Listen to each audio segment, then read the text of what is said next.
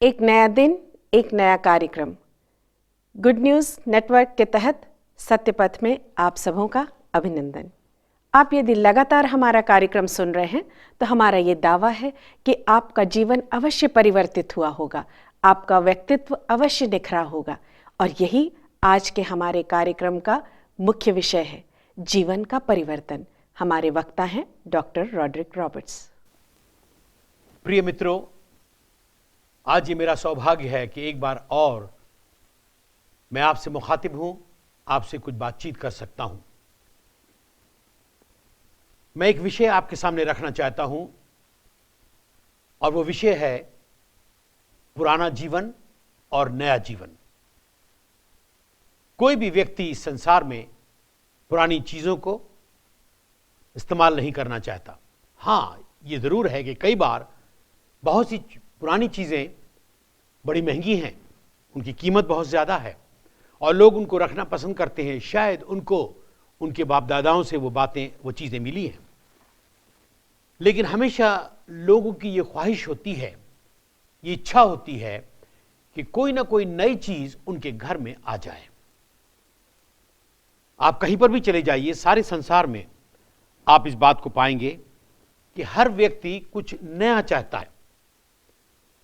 शायद नया ज्ञान हो, नए तरीके से किसी बात को सीखे, कोई नई चीज को बनाए, कोई नई चीज उसके जीवन में आ जाए, व्यक्तिगत तौर से उसके परिवार में आ जाए, नई चीज, नया काम, नई बात उसके समाज में आ जाए। मेरी भी ये ख्वाहिश है, ये इच्छा मेरी है, ये आपकी भी है। इसी रीति से पवित्र बाइबल में बहुत कुछ बताया गया है पुराने और नए जीवन के लिए। लिखा हुआ है, अब जो मसीह यीशु में है वो एक नया व्यक्ति है। पुरानी बातें बीत गई, देखो सब कुछ नई हो गई। पुराना जीवन, नया जीवन। हर व्यक्ति चाहता है उसके जीवन में कुछ नयापन हो, उसके अंतःकरण में कोई नयापन हो, उसके सोच और विचार नए हों, वो एक नया व्यक्ति समाज के अंदर दिखाई दे। ये सच है। दुनिया की बहुत सी बातों और बहुत से कामों से व्यक्ति नया नहीं बनाया जा सकता। उसका आत्मिक परिवर्तन होना जरूरी है। उसके जीवन का, उसके विचारों का, उसके अंतःकरण का, उसका हृदय का, उसके अंदर एक नयापन आना जरूरी है। वो नया व्यक्ति हो जाए। इसके बारे में पवित्र शास्त्र बहुत कुछ हमें बताता है। पुराना और नया जीवन मैं तुलना करके आपके सामने बता रहा हूं। पुराना जीवन जिसे हम पापी जीवन कहते हैं, नया जीवन जिसको हम धार्मिकता कहते हैं। पुराना पापी जीवन, नया जीवन धार्मिकता का जीवन। हम धर्मी ठहराए गए। धार्मिकता मनुष्य की गढ़ी और बनाई भी धार्मिकता नहीं, बल्कि पापों से छुटकारा पाया हुआ जीवन ही एक धार्मिक जीवन कहलाता है। आप कहेंगे, पापों से छुटकारा कैसे मिले? मैं वो भी आपको बताऊंगा। मृत्यु से जीवन में आ जाना। पुराना जीवन मृत्यु का जीवन और नया जीवन ईश्वरीय या स्वर्गीय जीवन। सो एक तरफ मृत्यु है और दूसरी तरफ जीवन है। हम मृत्यु के अंदर पाए जाते हैं। हर व्यक्ति मृत्यु के अंदर है। मैं भी, मुझे भी, आपको, इस संसार को किसी को छोड़ना है। हम अमर फल खा के नहीं आए हैं, जैसी कहावत है, जैसा कहा जाता है। मृत्यु का हम में से हर एक को सामना करना है, चाहे वो राजा हो, चाहे वो भिखारी हो। मृत्यु का सामना करना है। किसी वक्त भी एकाएक आपके सामने, मेरे सामने मृत्यु आ सकती है, लेकिन ईश्वर चाहता है कि आपको एक स्वर्गीय जीवन प्राप्त हो, पापों से छुटकारा पाया हुआ जीवन। पुराना जीवन अलगाव का जीवन कहलाता है। मनुष्यों से अलग कर दिए गए, हम परिवार से अलग कर दिए गए, और सबसे बढ़कर परमेश्वर से कई बार मनुष्य अपने जीवन के कार्यों से अलग हो जाता है। यानी परमेश्वर के साथ हमारा कोई संबंध नहीं। कितने ऐसे लोग इस संसार में जिंदगी गुजारते हैं, जीवन बिताते हैं, मानो उनके लिए परमेश्वर है ही नहीं और वो उसी में आनंदित रहते हैं। अलगाव का जीवन। दूसरा जीवन जो है, जो परमेश्वर की ओर से है, वो है धर्मी ठहराया हुआ जीवन, धार्मिकता का जीवन, जिसने पापों से क्षमा प्राप्त की है और वो परमेश्वर की संगति में पाया जाता है। पुराना जीवन है शरापित जीवन। लोग दुत्कारते हैं, लोग बुरा कहते हैं, कई लोगों का जीवन शरापित जीवन है। लेकिन नए जीवन को जो हम देखते हैं वो है आशा से भरा हुआ जीवन। हमारे पास जीवित आशा है। हम शरापित जीवन नहीं गुजारते। पुराना जीवन, नया जीवन, आशीषों से भरा हुआ जीवन। हो सकता है पुराने जीवन में परमेश्वर का न्याय हमारे ऊपर आ गया और उसका न्याय हमारे ऊपर ठहरा हुआ है हमारे बुराइयों की सबब से। नया जीवन जो है वो छुटकारा पाया हुआ जीवन है बुराइयों से।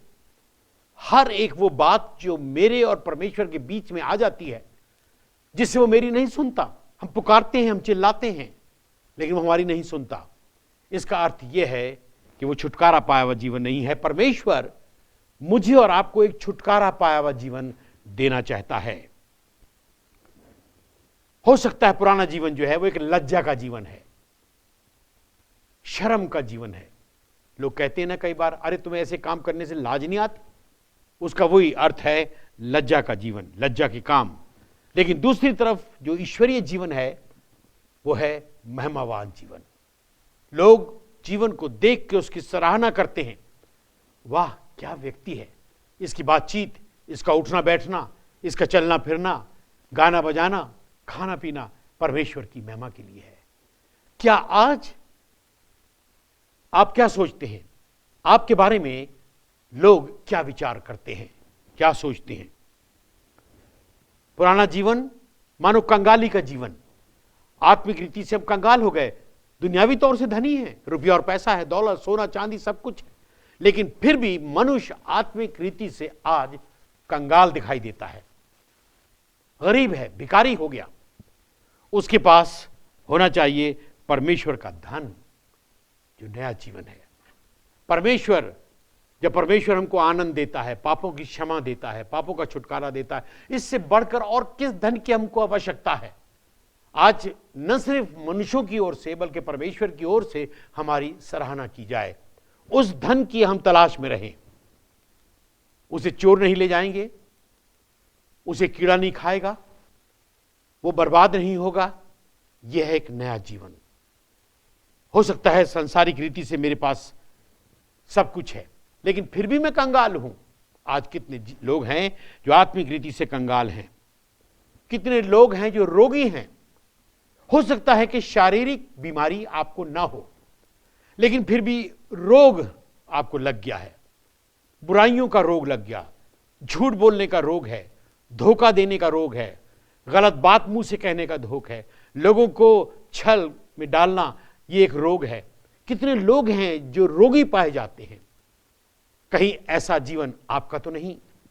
लेकिन संदेश ये है, दूसरी तरफ सुख का जीवन है।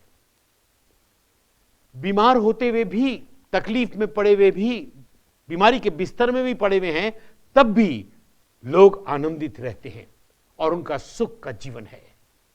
बहुत से लोग स्वास्थ्य अच्छा है लेकिन आत्मिक रीति से रोगी हैं। बहुत से लोग हैं जो बीमार हैं लेकिन आत्मिक रीति से उनका स्वास्थ्य बड़ा अच्छा है।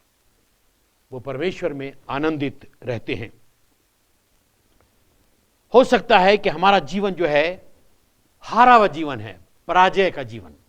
बहुत से लोग हैं जो हार चुके हैं अपने जीवन में, पाप ने उनको हरा दिया है।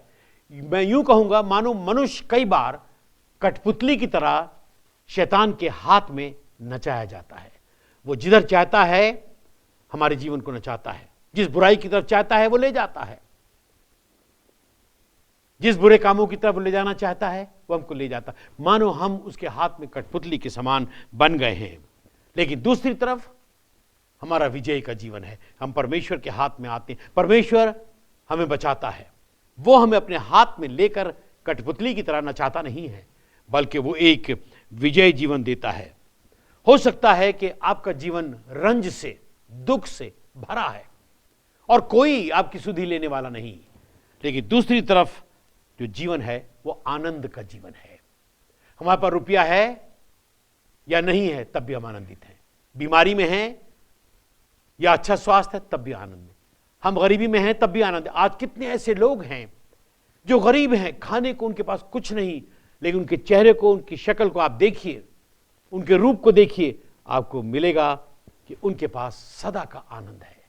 ये स्वर्गीय आनंद, ईश्वरीय आनंद, परमेश्वर का आनंद, आज आपको आवश्यकता है।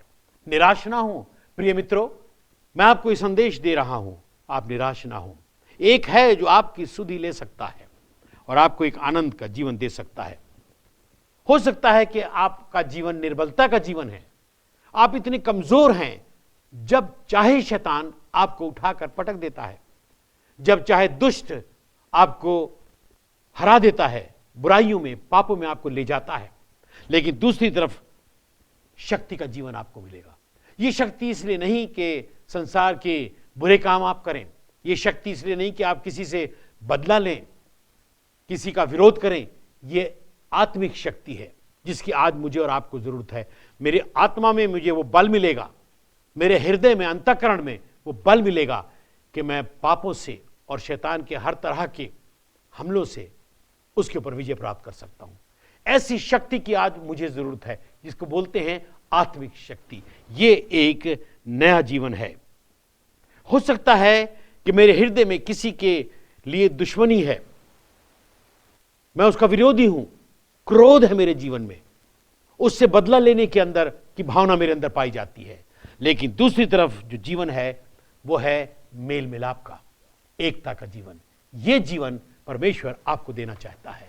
प्रभु यीशु मसीह ने कहा, जो मेरे पास आएगा मैं उसे निकालूंगा नहीं, जो मेरे पास आएगा उसे वो जीवन दूंगा जो पापों से छुटकारा पाया हुआ जीवन है। सोचिए और विचार कीजिए।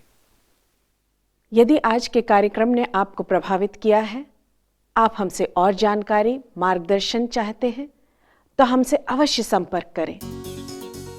लेकिन जाने से पूर्व हम आपको सुनवाएंगे एक सुंदर संगीत। मैं यीशु के नूर में सचा लूंगा, दिनों रात उसके पीछे मैं चलूंगा, नूर में चलूंगा, पीछे चलूंगा, यीशु मेरा मुंजी मसलूम। चलते चलते नूर में यीशु के साथ, चलते चलते थामते यीशु के हाथ, नूर में मैं रहूंगा, पता पाऊंगा, मैं नूर में चलता चलूंगा।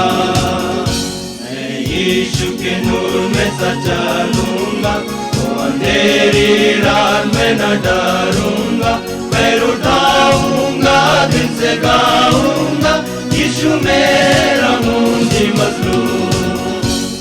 चलते चलते नूर में यीशु के साथ, चलते चलते थामते यीशु के हाथ, नूर में मैं रहूंगा, पता पाऊंगा, मैं नूर में चलता चलूंगा।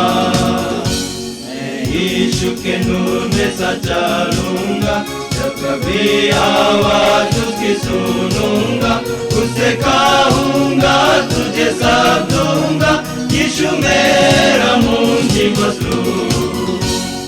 चलते चलते नूर में यीशु के साथ, चलते चलते थामते यीशु के हाथ, नूर में मैं रहूंगा, पता पाऊंगा, मैं नूर में चलता चलूंगा। मैं यीशु के नूर में सचा लूंगा, ताकि ताकते रोज मदद पाऊंगा, प्रजा खुशी हो या नजदीक हो मौत, यीशु मेरा मुंजी मसलूम। चलते चलते नूर में यीशु के साथ, चलते चलते थामते यीशु के हाथ, नूर में मैं रहूंगा, पता पाऊंगा, मैं नूर में चलता चलूंगा।